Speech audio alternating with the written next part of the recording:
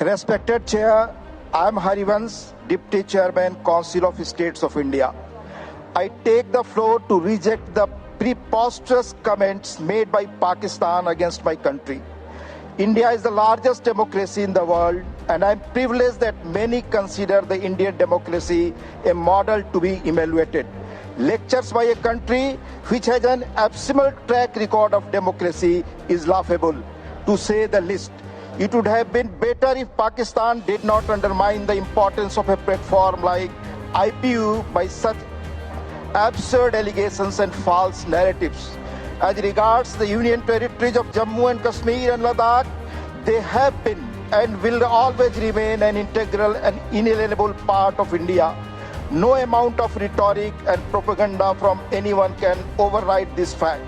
Instead, Pakistan would be well advised to stop its terror factories that continue to launch countless cross-border terrorist attacks in Jammu and Kashmir while farcically claiming to champion the cause of human rights.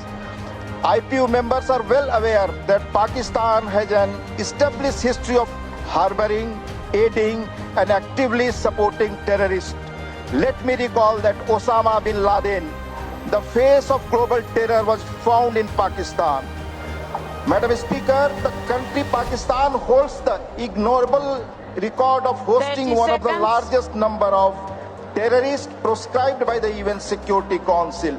I trust that Pakistan will draw the correct lessons for the good of its own people. Thank you. Thank you.